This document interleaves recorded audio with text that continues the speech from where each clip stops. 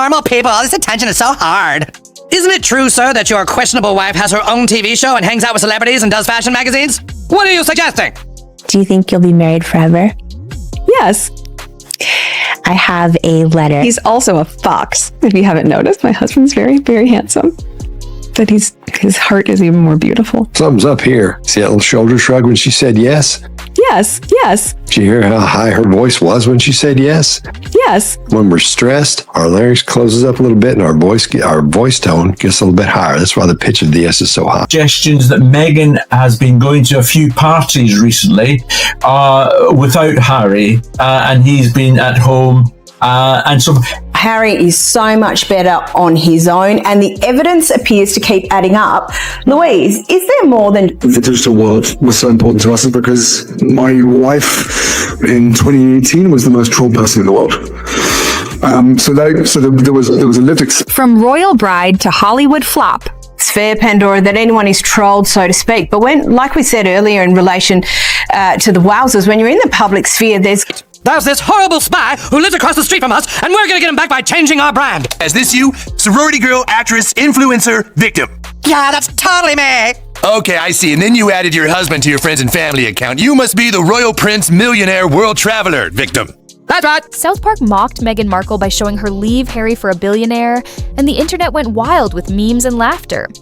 Park County Police Station, what's your emergency? Yeah, the neighbors across the street are setting off fireworks and it's 10:30 at night. Oh, is it the Prince of Canada and his wife who just want to be left alone? We are here because privacy is a basic human right. How many more princes and his wives have to live in this nightmare?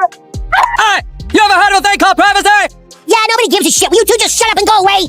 Harry's people, that he's got a couple of rooms somewhere in Montecito where they can go to and have a bit of quiet time away from Meghan and the children. One of them is supposed to be a bungalow, which... Well, it does make me wonder because all signs point to some issues behind the scenes. I mean, professionally, they've had to separate. Their brand was toxic. They were practically radioactive. Part of a gym complex where they can go to and then relax after. There is also suggestions that Meghan has been going to a few... Meghan Markle was rumored to be drifting from Harry and getting close to a billionaire with jets and palaces, and the internet blew up with memes calling it her ultimate power move. But South Park jumped in and made the whole thing even crazier. Look at this town. There's just something about it. Can we really move here and finally have our own privacy?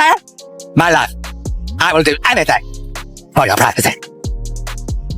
Hi! Hey, you! Hi! What are you looking at?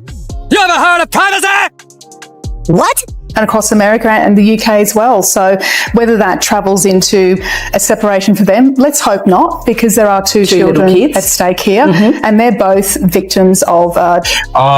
without Harry, and he's been at home. You don't know what's going to happen about Harry and Meghan split rumors, but these rumors have been going around now. There is nothing of substance that I've been able to find. The moment rumors hit that Meghan was trading Harry for a billionaire tycoon, the internet went wild with memes calling her a desert queen and royal gold digger, while fake ads and endless jokes flooded feeds, and just when people thought it could not get crazier, South Park came in and hit harder than everyone.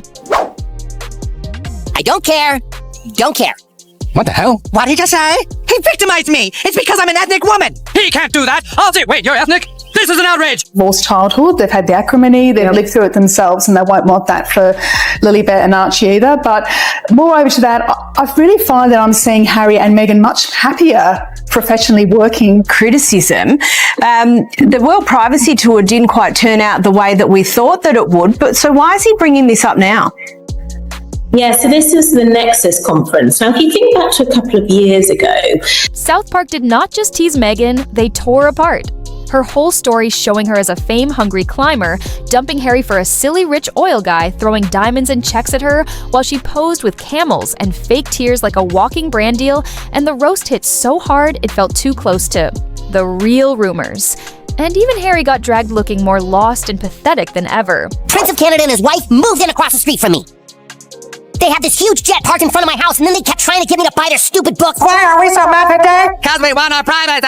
look, the beautiful pictures of Harry in Vancouver, the big smile, he's so engaged, and Arthur Edwards, of course, who's followed him as a Sun Royal photographer, made the point that he was really seeing the Harry of old, and it's been wonderful to see that. So, and I feel like we have said that a number of times over the year, where we have seen him at various things appearing in New York. It would be sort of like front page headlines, but he does so many of these conferences and appearances now. It sort of seeps into is now becoming a regular thing for him because they have to be financially independent.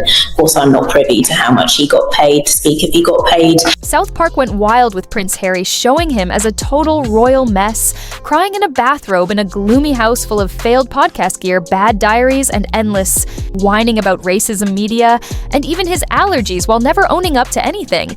And the more he begged Meghan to return, the sadder and funnier it got, making him look hopeless, while she climbed higher and higher, and just when fans thought it could not get worse, the show dropped Meghan's insane new brand plan that had everyone screaming with laughter.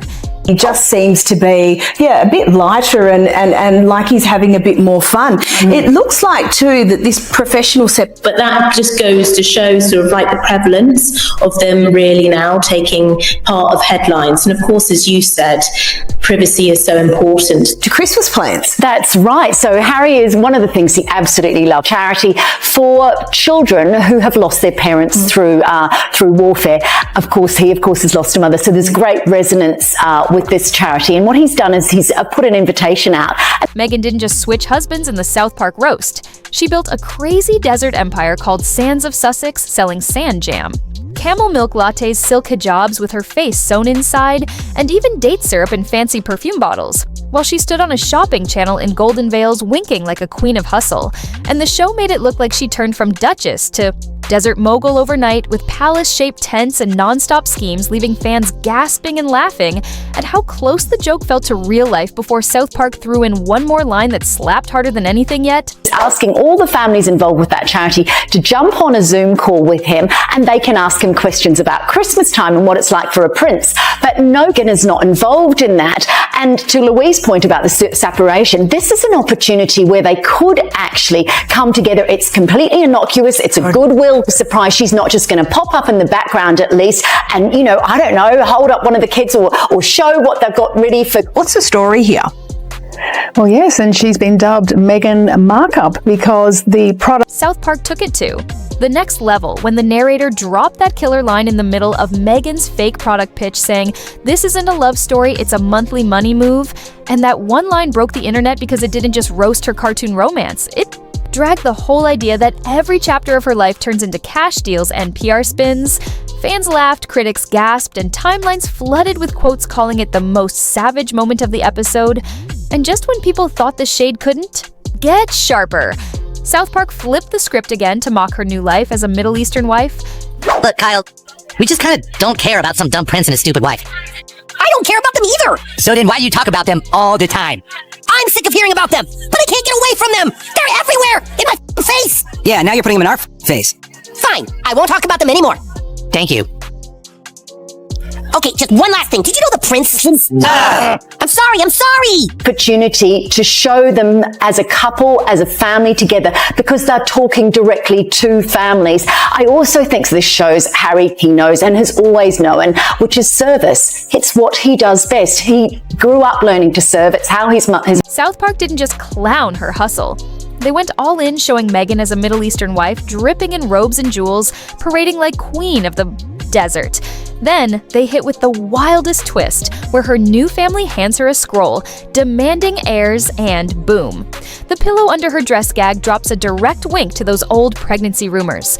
Fans lost their minds laughing while others called it brutal and messy, and of course the internet exploded with reactions, making the whole thing even nastier than before. It seriously is driving me crazy. The prince plays drums all day. I don't even think he had a job, and I don't know what the hell she does. Why they even left Canada is beyond me. And she seems to just boss him around and make him do whatever she wants. I mean, why did they even leave Canada and move to South Park anyway?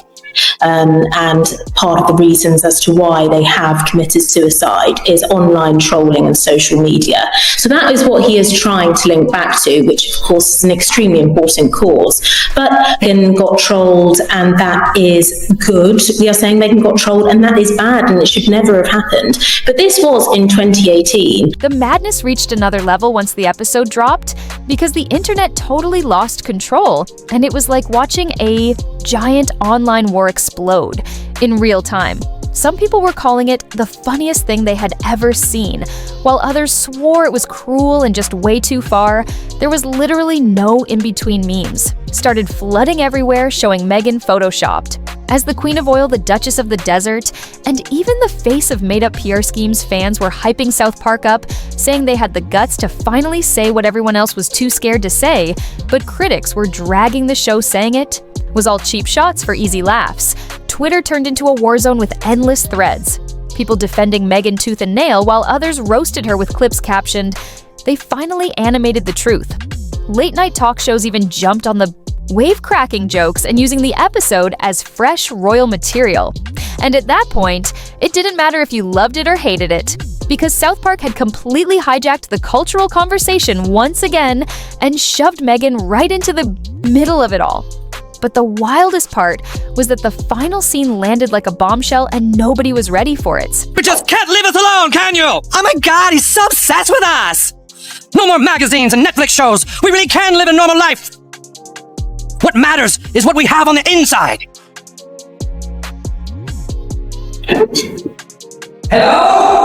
Keeps on linking back to this, then I sort of think it sort of takes away from the really important matter at hand and the important topic, which is those now having to deal with the loss of their child from social media.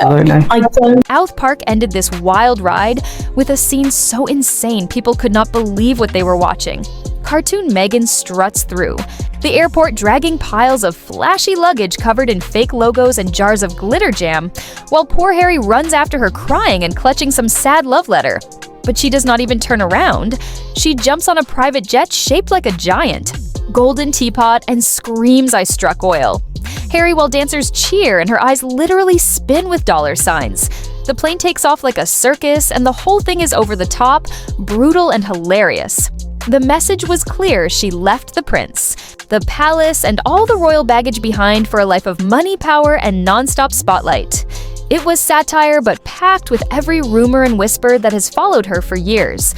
And fans were left asking if South Park was just trolling for laughs, or if they had hit a little too close to the truth. Meghan, not that. So I think he really needs to think about how he is communicating that message. If he is standing up for those families and really ensuring that that cause hits the headlines, not Meghan being trolled, which we have heard about many, many times before.